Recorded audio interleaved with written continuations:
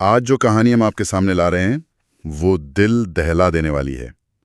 एक बेटे की कहानी जो अपने पिता को ढूंढ रहा था। एक पिता जो सालों पहले अचानक गायब हो गया था। हाँ, और ये तलाश उसे एक ऐसे अंधेरे रास्ते पर ले गई जिसकी उसने कल्पना भी नहीं की होगी। ये जानकारी हमें मिली है यूट्यूब चैनल लेट्स रीड से। ये उस बेटे की अपनी सुनाई हुई कहानी है, मतलब एकदम फर्स्ट हैंड अकाउंट। बिल्कुल, और हम कोशिश करेंगे कि इस कहानी की तह तक जाएं, उस बेटे के डर, उसकी उलझन और उन रहस्यों को समझें जो सामने आए। सोचिए जरा, एक पिता बस घर से निकल जाता है, कोई वजह नहीं बताता, कोई खत नहीं छोड़ता, गायब। और जब बेटा उसे ढूंढने निकलता है तो पता चलता है कि गायब होने की वजह शायद उतनी सीधी नहीं है जितनी लगती थी। सालों पुराने राज, दबे हुए सच। तो चलिए इस रहस्य से पर्दा उठाते हैं। कहानी शुरू होती है अगस्त 1996 के आखिर में। बेटा करीब 19 साल का घर आता है और देखता है कि उसकी माँ किचन में बैठी है, चुपचाप, हाथ में वाइन का ग्लास। ये रोज की बात नहीं थी। हाँ, कुछ अजीब था। उसने माँ से पूछा तो माँ ने बताया पिता चले गए हैं, हमेशा के लिए। बेटे को लगा मर गए, लेकिन माँ ने कहा नहीं, बस चले गए। कोई नोट नहीं, कोई झगड़ा नहीं, बस एक सूटकेस पैक किया, कार ली और निकल गए। बेटा हैरान, दुखी। और माँ का रवैया वो तो और भी अजीब था। या तो वो इस बारे में बात ही नहीं करना चाहती थी, या फिर गुस्से में कहती वो मेरे लिए मर चुका है। ये गुस्सा, ये छुप्पी बेटे को खटकने लगी। बिल्कुल। देखिए, किसी अपने का यूं अचानक चले जाना ये अपने आप में एक बहुत बड़ा सदमा है। माँ का गुस्सा शायद दर्द छुपाने का एक तरीका हो, एक डिफेंस मैकेनिज्म। हाँ, पर बेटे को शक होने लगा, कहीं माँ को छुपा तो नहीं रही, कहीं वो ज्यादा तो नहीं जानती। यही शक उसे जवाब ढूंढने पर मजबूर करता है। दुख धीरे धीरे एक जुनून में बदलने लगता है। सही कहा। तो जवाब की तलाश में वो सबसे पहले पिता के इकलौते करीबी दोस्त काल के पास गया। लेकिन काल को भी कुछ नहीं पता था, वो भी हैरान था। हाँ, पर काल ने एक जगह का जिक्र किया, उत्तरी कनाडा का एक छोटा सा बहुत दूर का शहर रिगली। रिगली, हाँ। पिता कॉलेज के दिनों में वहां गए थे और अक्सर उस जगह की बातें करते थे, एक यादों वाली जगह। काल ने कहा शायद वो वहां गए हों, बाकी जगहों की उम्मीद कम थी। और रिगली की बात करें तो वो जगह बहुत अलग थलग है। आबादी मुश्किल से 100-150 लोग, ज्यादातर फर्स्ट नेशन समुदाय के। बिल्कुल, अगर किसी को गायब होना हो या अपने अतीत से जुड़ी किसी जगह लौटना हो तो ऐसी जगह एकदम सही है। लेकिन वहां पहुंचना आसान नहीं था। पोर्टलैंड से करीब 30 घंटे की ड्राइव, वो भी सुनसान जंगली इलाकों से होते हुए। ये दिखाता है कि बेटा कितना डिटर्मिन्ड था। करीब 2 साल लगे उसे तैयारी करने में, पैसे जुटाने में, और फिर जुलाई 1998 में वो रिगली पहुंचा। 2 साल, इतना लंबा इंतजार। हाँ, वो कस्बे के अकेले गैस स्टेशन पर रुका। वहां उसकी मुलाकात हुई विंस्टन नाम के एक आदमी से। एक लोकल आदमी? हाँ, वहीं का रहने वाला। बेटे ने पिता के बारे में पूछा, उनकी हाल की तस्वीर दिखाई। विंस्टन ने नहीं पहचाना। लेकिन फिर बेटे ने एक पुरानी तस्वीर निकाली, पिता के सामान से मिली थी, कॉलेज के दिनों की। पिता एक लड़की के साथ एक बड़ी सी चट्टान के पास खड़े थे, हंटर रॉक। हाँ, विंस्टन ने चट्टान को फौरन पहचान लिया। हंटर रॉक, वहां की मशहूर जगह। उसके बारे में कई कहानियां थी, किंवदंतियां। कोई कहता दैत्य शिकारी का भाला है, कोई कहता उल्कापिंड। वैज्ञानिक भी हैरान थे कि वो चट्टान जमीन में इतनी गहराई तक कैसे धंसी है। एक रहस्यमयी जगह। बिल्कुल। और फिर विंस्टन ने तस्वीर में उस लड़की को देखा, सुसान कल्वर। विंस्टन को पक्का यकीन नहीं था, पर उसे लगा कि वो सुसान कल्वर हो सकती है। एक लड़की जो 70 के दशक की शुरुआत में पास की ग्रेट बियर लेक से लापता हो गई थी। ओह, तो मतलब पिता के उस जगह जाने का कनेक्शन सिर्फ यादों से नहीं, बल्कि इस पुरानी अनसुलझी गुमशुदगी से भी हो सकता है। हाँ, यही शक विंस्टन को हुआ। उसने बेटे को सलाह दी कि वो स्थानीय सरकारी दफ्तर जाए। और वो गया। अगली सुबह वहां वो मिला पेड्जे की फर्स्ट नेशन के चीफ इरविन से, उस इलाके के मूल निवासी समुदाय के मुखिया। हाँ, चीफ पहले तो बहुत दोस्ताना थे, मदद करने को तैयार, लेकिन जैसे ही बेटे ने वो पुरानी तस्वीर दिखाई, क्या हुआ? चीफ का रवैया बदल गया। वो एकदम गंभीर हो गए। उन्होंने उस लड़की को पहचाना, सुसान कल्वर। हाँ, उन्होंने कहा ये सुसान कल्वर है, 1973 में लापता हुई थी। और फिर उन्होंने वो बात बताई जिसने बेटे के पैरों तले जमीन खिसका दी। क्या बताया चीफ ने? उन्होंने बताया कि RCMP, royal Canadian mounted police ने सुसान कल्वर के लापता होने के केस में बेटे के पिता से पूछताछ की थी। क्या? पिता से? हाँ, एक बार नहीं 2 बार, और वो संदिग्धों में से एक थी। हे भगवान, ये तो पूरी कहानी ही बदल देता है। पिता का गायब होना अब सिर्फ एक पारिवारिक मसला नहीं रहा। बिल्कुल, ये किसी पुराने शायद भयानक राज से जुड़ा था। भागना या शायद सामना करना। बेटे के लिए ये कितना बड़ा झटका होगा, लेकिन सालों की अनिश्चितता के बाद शायद एक तरह की राहत भी कि चलो कुछ तो पता चला। हाँ, मिला जुला एहसास था, सदमा भी और एक अजीब सी प्रगति का एहसास भी। अब माँ का गुस्सा और चुप्पी, वो शायद सुसान के बारे में जानने से जुड़ी थी। ये बहुत मुमकिन है। क्या चीफ ने कुछ और बताया?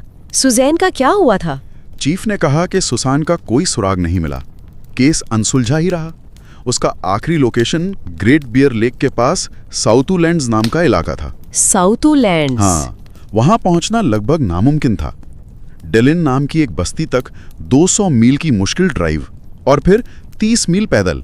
खतरनाक दलदली इलाका। बाप रे। चीफ ने यह भी बताया कि डेलिन में आरसीएमपी का छोटा सा ऑफिस है।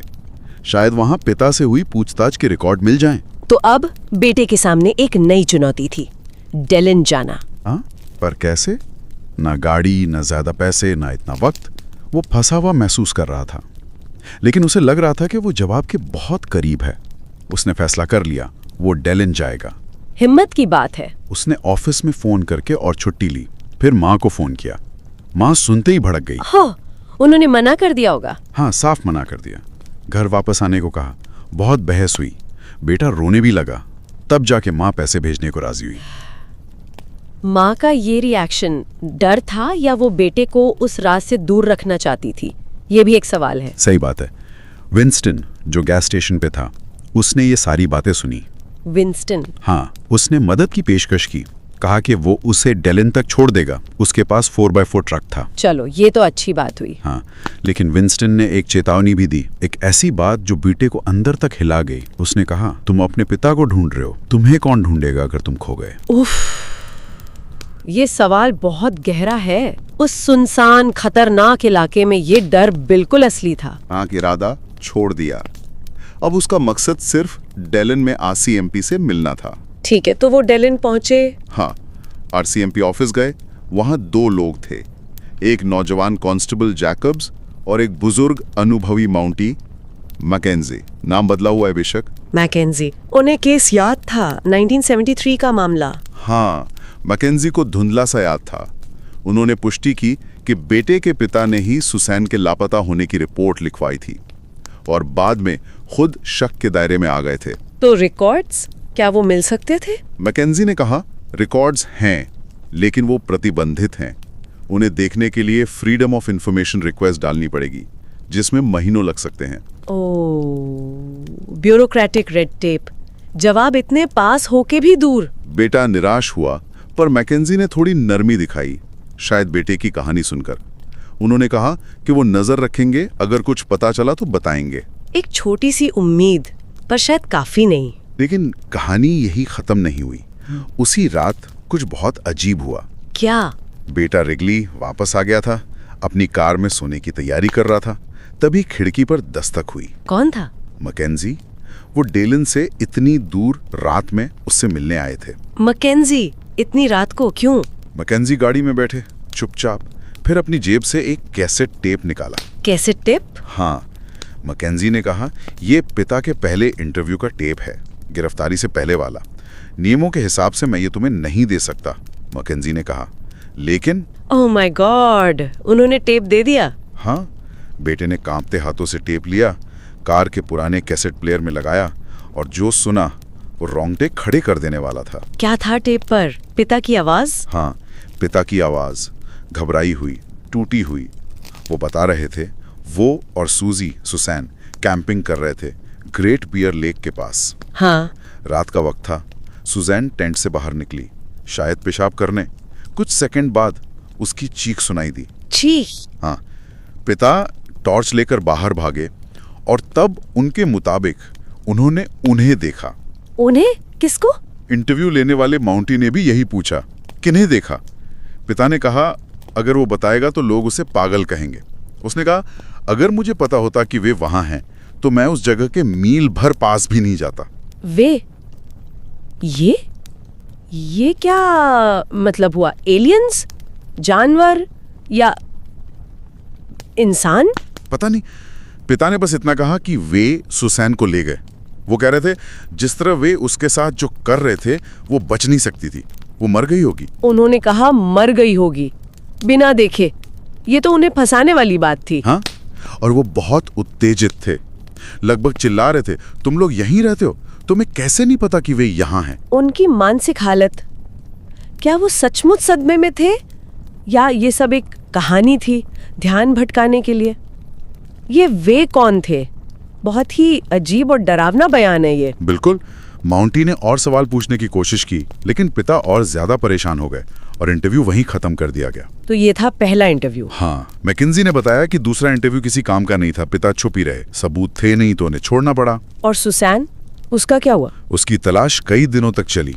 कैंप साइट तो मिला, पर सुसैन का कोई निशान नहीं, कुछ नहीं। सालों बाद उसे कानूनी तौर पर मृत घोषित कर दिया गया। एक अनसुलझा रहस्य। हाँ, और मैकेंजी ने एक और बात बताई जो और भी अजीब थी। क्या? सुसान की तलाश के आखिरी दिनों में आरसीएमपी का एक ट्रेंड खोजी कुत्ता, वो भी उसी इलाके में गायब हो गया। कुत्ता गायब हो गया? हाँ, उसे भी बहुत ढूंढा गया, पर वो कभी नहीं मिला। ये तो बहुत ही डरावना है। क्या उसका गायब होना भी उनसे जुड़ा था? कौन जाने। मैकेंजी का अपना एक शक था। उन्हें लगता था कि शायद पिता और सुसान गलती से किसी अवैध ड्रग्स की खेती वाली जगह पहुंच गए थे, मारिजुआना या अफीम, और वहीं किसी गैंग के हत्थे चढ़ गए। ये भी एक संभावना है। ड्रग्स गैंग्स बहुत खतरनाक हो सकते हैं, खासकर इतने सुनसान इलाके में। लापता कुत्ता भी शायद इसी से जुड़ा हो। हाँ, तो कई थ्योरीज हैं। कोई हादसा, पिता ने गुस्से में कुछ कर दिया, या वो वे जो भी थे, या फिर ड्रग्स वाला एंगल। कुछ भी साफ नहीं। कहानी का ये अनसुलझापन ही इसे सबसे ज्यादा परेशान करने वाला बनाता है। बेटा, ये सब सुनकर एक अजीब सी उलझन में था। उसे लग रहा था कि वो पिता के राज के करीब है, पर पिता खुद उससे और दूर और ज्यादा रहस्यमयी हो गए थे। समझ सकती हूँ। एक तरफ जवाब मिलने की उम्मीद, दूसरी तरफ और गहरे सवाल। ये कहानी जहाँ खत्म होती है, मतलब जब बेटे ने इसे लिखा, अप्रैल 2000 में वो उस गर्मी में फिर से डेलिंग जाने का प्लान बना रहा था। दोबारा? हाँ, शायद इस बार साउथलैंड जाने के इरादे से। वो खतरों को जानता था। उसने आखिर में लिखा था, अगर मैं दोबारा ऑनलाइन पोस्ट नहीं करता तो समझ लेना या तो मुझे मेरे पिता मिल गए या फिर कुछ और हो गया। ओफ, ये अंत, ये वाकई रीढ़ में सिहरन पैदा कर देता है। उसका जुनून, उसका खतरा मोल लेना और ये अनिश्चितता, तो ये थी कहानी। एक पिता का गायब होना जो जुड़ा था दशकों पुराने एक लापता केस से, और एक टेप पर दर्ज अजीब डरावने शब्दों से। ये कहानी हमें बहुत कुछ सोचने पर मजबूर करती है। अतीत का बोझ कैसे पीछा करता है, सच की तलाश इंसान को किस हद तक ले जा सकती है, और कैसे साधारण सी दिखने वाली जिंदगियों के नीचे कितने गहरे राज छुपे हो सकते हैं। याददाश्त पर कितना भरोसा किया जा सकता है, पिता के बयान का क्या मतलब था, माँ की चुप्पी के पीछे क्या था, सवाल ही सवाल हैं। बिल्कुल, शायद हमें कभी जवाब ना मिले। और जाते जाते एक ख्याल छोड़ जाते हैं, हमारे अपने परिवारों में कितने अनकहे राज दफन होते हैं। क्या होता है जब कोई उन्हें कुरेदने की कोशिश करता है। और वो पिता का जिक्र, वे, क्या वो सचमुच किन्हीं हमलावरों की बात कर रहे थे, या फिर ये किसी ऐसे गहरे अंदरूनी खौफ का इशारा था जिससे वो बयान नहीं कर पा रहे थे? कोई ऐसी चीज जिसे शब्दों में कहना नामुमकिन था।